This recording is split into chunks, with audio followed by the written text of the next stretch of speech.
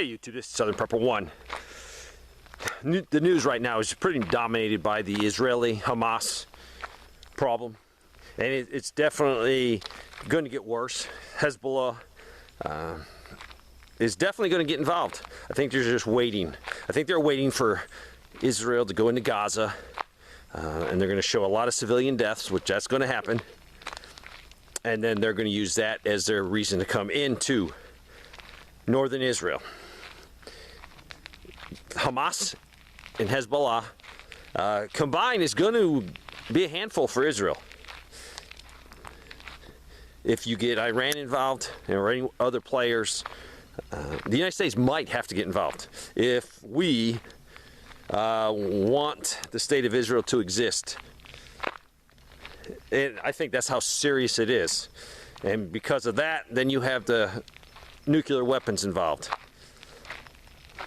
There's not a lot that we in America can do other than the most best thing we can do is just pray for peace. So continue doing that. I've had some people say, Dave, what can we do? Pray some more. I talked about gun control in Israel, and yesterday they've loosened their gun control policies a little, not enough. I've been emailing someone that is in Israel,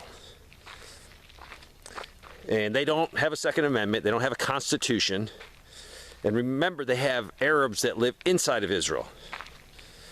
So I think they're very cautious of weapons, and I think that's one of the reasons, but I think they're coming around, and they've loosened their regulations, but it's a joke still.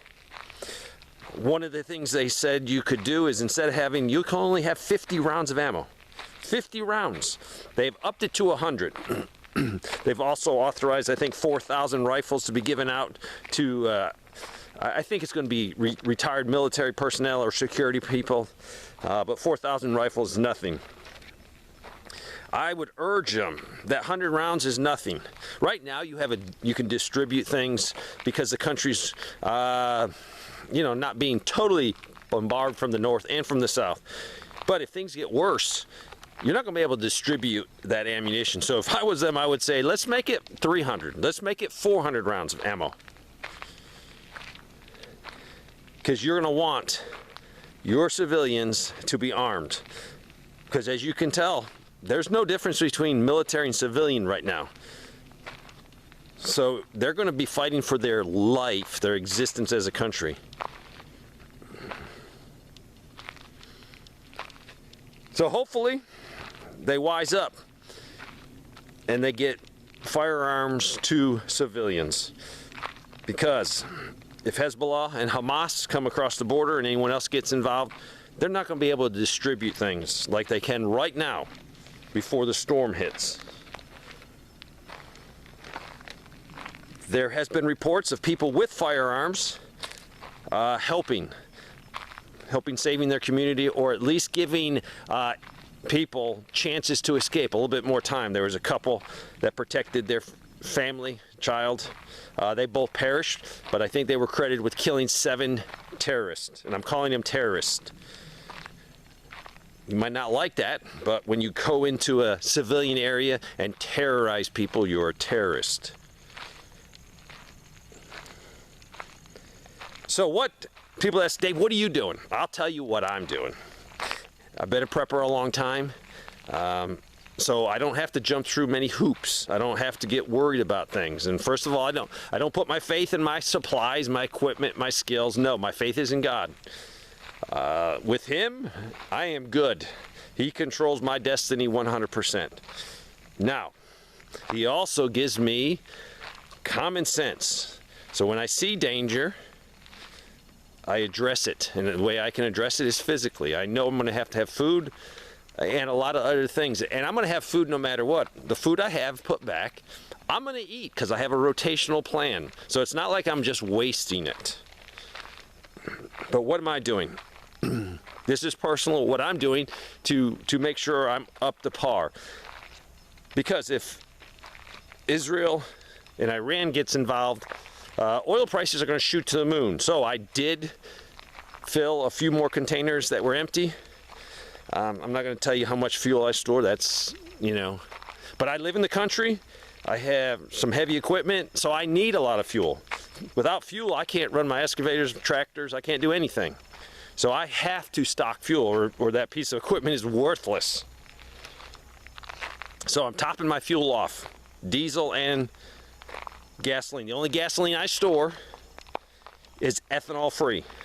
That way I can use it chainsaws, generators, vehicles. It lasts a lot longer. And I do not put any stabilizing agent in it. I rotate. Now, if something bad happens, I will put some stable in some of the newer cans. But right now, no, I do not. My plan is rotation, rotation, rotation. Next, let's talk about firearms. Firearms is a big deal in Israel because they had a lack of them and civilians were killed. We're lucky. We live in the United States. We have a Constitution. We have a Second Amendment. Most preppers I know, they're great on the firearms, the ammo side of the house, because they've been prepping a long time. On that side of the house, we prioritized, we're trying to finalize a load for a very long-range weapon system. And it's 1,000 meters plus. So we're working on that. Hopefully next week we can really nail it down and get that taken care of. Now, am I telling you that because I think we're going to need our weapons? No, I'm not.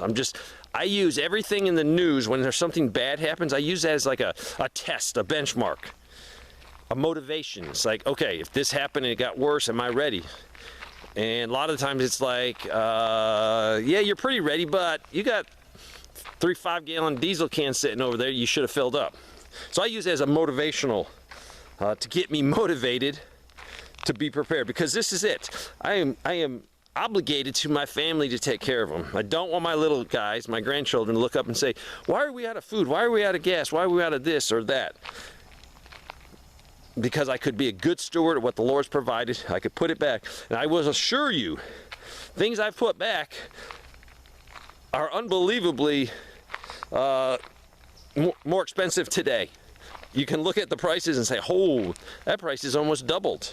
So I'm actually being a really good steward of what I have. Buying things on sale. Don't stock up when things are full price. When something goes on sale and you know you use, let's just say, mayonnaise or Miraquip, whatever your choice is, and you see it on sale, and you use one every month, buy 12 of them. Put them on the shelf. You got a year's supply. And then rotate them.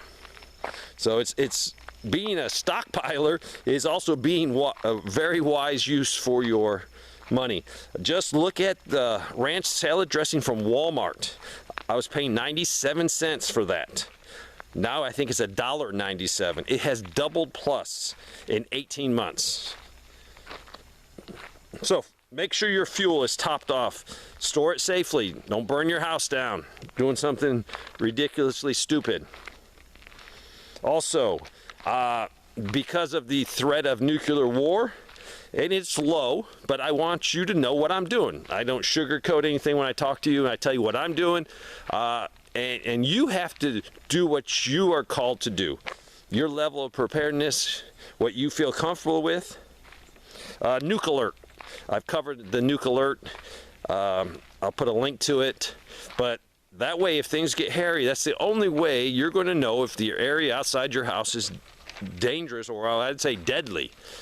You're not going to see radiation. There's not going to be someone that comes around to your house, because if you're measuring radiation levels outside your house, probably local civil defense, which we really don't have a civil defense, but at least your local law enforcement, police, and rescue, they're probably not going to be existing too well right now, or they're going to be taking care of their family. So you need to know what's happening at your location.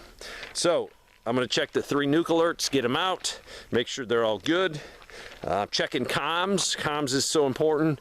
Making sure I can communicate with friends, family, loved ones around the area. And then just general preps. Look at your general preps. So these are things I'm doing. Am I saying that the world's going to end tomorrow? No. What I'm saying is I use these events in time to address problems. And some of the problems are because of laziness. I'm like, I don't need to take those 3 cans. I'll wait till I got 4 or 5 cans. But now it's time to make sure you're got everything that you can stock. And that really depends on your financial position. If you don't have money, it's hard to stock up, but you can do things. You can put water back in apple juice containers that you buy. Don't throw any plastic good container away. Clean it, clean it, clean it, and then fill it with water. So that's what I'm doing. This situation in Israel is very serious. If Hezbollah, if Iran gets involved, oil prices are going to go to the roof, through the roof. So I hope you're prepping for that. In the comment section. The comment section is the best section. I don't answer every comment, but I read a ton of them because it's awesome to see what people are saying. It's awesome to see what people are thinking. So, in the comment section, what are you need to work on? What's those last few things you need to do? If you've been prepping for years, you know, your list hopefully will be small. If you've just started prepping, or if the situation with the economy, because remember, we're still going in debt every day. All that other news is still out there. And with the world being unstable, could create more problems. So what are you needing to get done? And use this to motivate you. Don't be lazy. Big thing you could do is maybe organize, get a little bit more organized so you know what you have. You can rotate older food, older canned goods.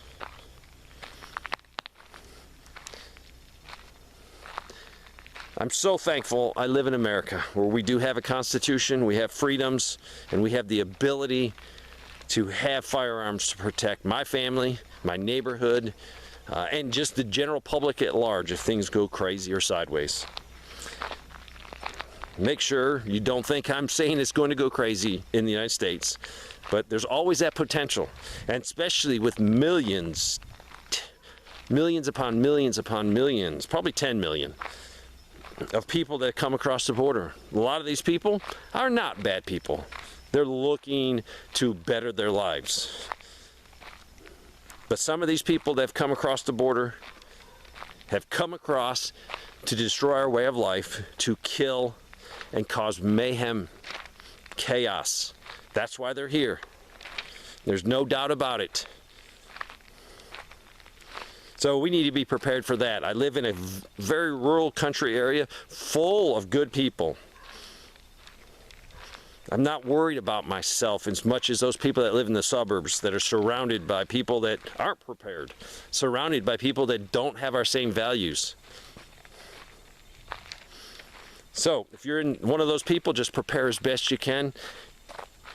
You might say, Dave, I can only prepare for 2 weeks, 3 weeks, 4 weeks. You know what? If you can stay in your house for 4 weeks and have water, food, and some sense of security, you don't have to be out there trying to look for a loaf of bread for your family.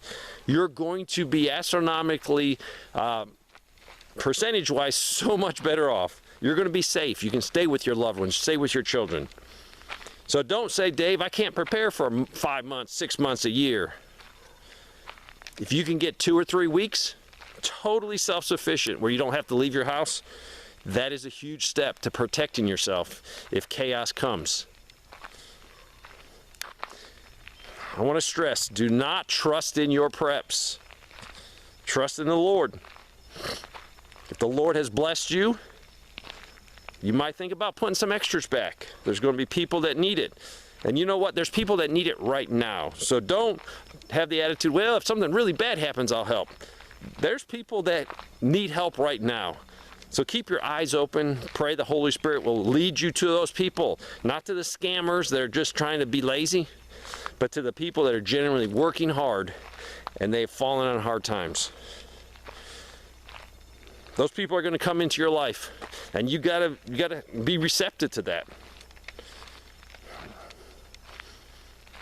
Much is given, much is required.